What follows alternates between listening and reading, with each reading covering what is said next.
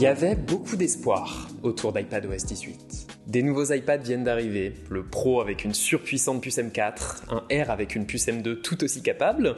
Qu'allait faire Apple pour exploiter ce potentiel? Une compatibilité avec les logiciels macOS tout court peut-être? Eh bien, je viens de passer un mois avec iPadOS 18 et on n'a rien de tout ça. Et vous savez quoi?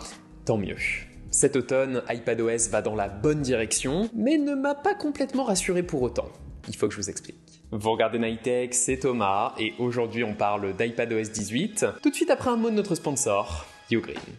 Ugreen, c'est la marque de référence pour charger tous vos appareils Apple. C'est une marque avec une approche chaleureuse du design que j'adore personnellement. Regardez-moi ce petit Nexode robot avec 65 watts de puissance, désormais disponible en batterie externe. C'est la nouvelle batterie Nexode, une batterie ultra compacte en forme de petit pavé, étonnamment légère dans la main, toujours mignonne et pratique avec son écran de contrôle pour surveiller son état et surtout capable de fournir 100 watts en sortie. Là-dessus, tu peux tranquillement charger ton iPhone, ton iPad et ton MacBook Pro. De 16 pouces, oui. Et cette batterie Nexode est disponible en deux tailles, 12 000 ou 20 000 mAh. Et en prime, elle intègre la technologie Thermalguard, qui mesure 200 fois par seconde sa température pour éviter les surchauffes. Comme toujours avec Ugreen, c'est du matos soigné à prix raisonnable et vous pouvez utiliser mon lien en description pour mettre la main sur votre Nexode. Merci à Ugreen et on revient à la vidéo.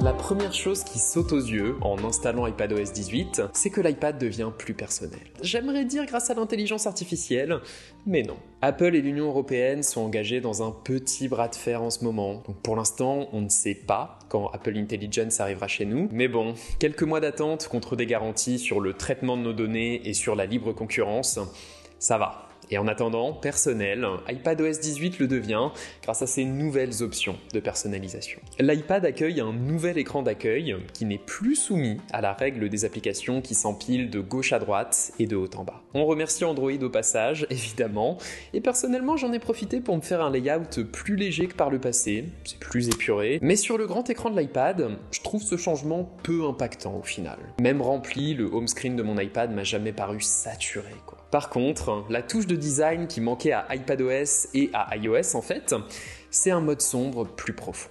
J'ai jamais trop utilisé le mode sombre d'iOS, simplement parce qu'il m'a jamais paru super cohérent. Les expériences et applications de cette plateforme sont designées pour le mode clair en premier, après tout. Mais désormais, pour encore plus de cohérence, lorsque tu passes en mode sombre sur ton iPad, toutes tes icônes le passent également. Pour la plupart, c'est une bête inversion de leur arrière-plan, pour d'autres c'est un simple négatif, peut-être une ou deux couleurs à revoir dans le tas, genre le liseré de l'application Notes qui est un petit peu flashy, mais dans l'absolu, c'est fait avec bon goût. J'aime beaucoup. Surtout sur un écran externe d'ailleurs. Regardez-moi ce doc. Et non, pas d'amélioration de Stage Manager sur cette version. C'est toujours assez instable. Mais bon, team sombre ou team clair, vous pouvez également profiter de l'immonde option pour donner une teinte uniforme à toutes vos applications. C'est idéal pour que votre écran d'accueil soit à la fois moins beau et moins lisible. Je suis mauvaise langue. C'est une option, ça peut rendre bien, mais je suis pas convaincu. A l'inverse, ce qui m'a pleinement convaincu, c'est le nouveau centre de contrôle. Il est désormais réparti sur plusieurs écrans, avec les raccourcis, le multimédia, la domotique et les options de réseau, un peu à la manière des raccourcis de l'Apple TV. Vous savez. C'est fluide, moins fourre-tout que par le passé, et surtout entièrement personnalisable à nouveau. Logique. On a tous des usages un peu différents, donc les raccourcis dont on a besoin, c'est une partie très personnelle de notre expérience. Et au contraire de l'écran d'accueil, ici, tous les composants sont uniformes. Tu peux pas arriver à un résultat foncièrement laid ou peu lisible. Une refonte bien menée, à mon sens. C'est des nouveautés légères, mais qui ont pas mal d'impact dans mon expérience. L'iPad, après tout, c'est un peu comme un smartphone, c'est un appareil très personnel, donc pouvoir se l'approprier davantage, ça va dans l'esprit de ce produit. Et cet esprit, iPadOS 18 l'approfondit aussi un peu dans la fonction.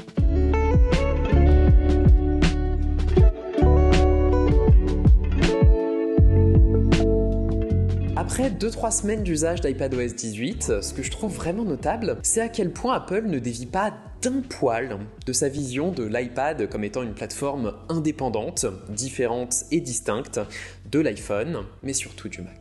Là encore, ça se constate avant tout dans le design, avec une nouvelle logique de menu. Auparavant, la navigation dans une application iPad était calquée sur le modèle de l'iPhone avec une barre de navigation inférieure. Une logique pas très élégante sur iPad qui prenait beaucoup de place pour rien. Désormais, l'iPad se calque plutôt sur le modèle de Vision Pro ou de l'Apple TV encore une fois. Sur l'App Store par exemple, le menu est désormais flottant en haut de l'écran. C'est quelque chose qu'on observe aussi dans Photos, dans Formes, et qui est simplement plus adapté à ce format d'appareil. Et au passage, j'imagine que ça va faciliter le portage d'applications iPadOS vers le Vision Pro. Alors c'est une nouvelle logique, ça va prendre du temps à se diffuser dans l'App Store, mais ça fait plaisir de voir l'iPad accueillir des codes qui lui sont un peu plus propres. C'est tout le sens de la nouvelle application calculatrice également. Perso, bon, j'avoue que depuis la terminale, je fais plus trop de calculs, je suis devenu un horrible marketeur, mais c'est vrai. Si tu dois faire une calculatrice pour ta tablette, elle doit exploiter son pencil et te permettre d'écrire tes calculs librement, de faire des diagrammes, qu'elle les comprenne et te donne les résultats automatiquement.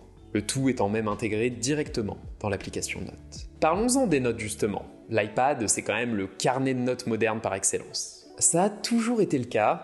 Le problème, c'est que perso, j'écris pas super bien. Donc j'ai pas un plaisir fou à venir prendre des notes manuscrites. Je suis pas le seul, j'imagine, et c'est là qu'intervient SmartScript. Il s'agit d'une intelligence, pour l'instant intégrée uniquement dans Notes, mais qui devrait se déployer un peu partout, qui vient automatiquement améliorer ton écriture, en corrigeant l'espacement des caractères, la régularité des lignes et l'alignement. C'est toujours bien ton écriture, manuscrite, analogique, mais avec la régularité et la lisibilité du numérique. C'est un peu magique honnêtement, ça m'a poussé à reprendre des notes manuscrites pendant mes réunions, c'est bon pour la concentration, et c'est vrai que maintenant si on me demande de partager mes notes, je me sens un peu moins obligé de les retaper au clavier quoi. Oh, et plus pour prendre une pause maintenant, il y a aussi le nouveau mode lecteur de Safari.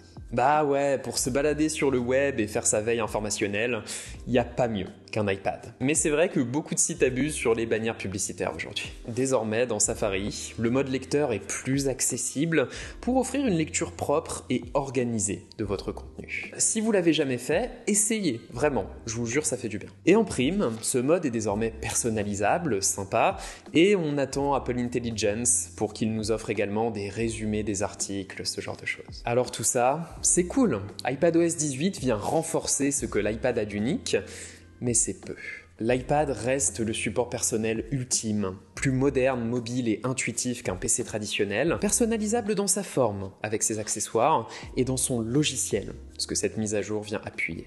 Le problème que j'ai avec iPadOS, c'est pas cette direction, je suis d'accord avec elle, c'est le fait qu'Apple le fasse évoluer trop peu et beaucoup trop lentement. Encore aujourd'hui, si je devais me débarrasser d'un appareil, ce serait l'iPad le premier. Et à ce rythme-là, en voyant que la réalité augmentée fait son petit bonhomme de chemin et promet de rendre obsolètes nos appareils, j'en viens à me demander si l'iPad accomplira jamais son potentiel.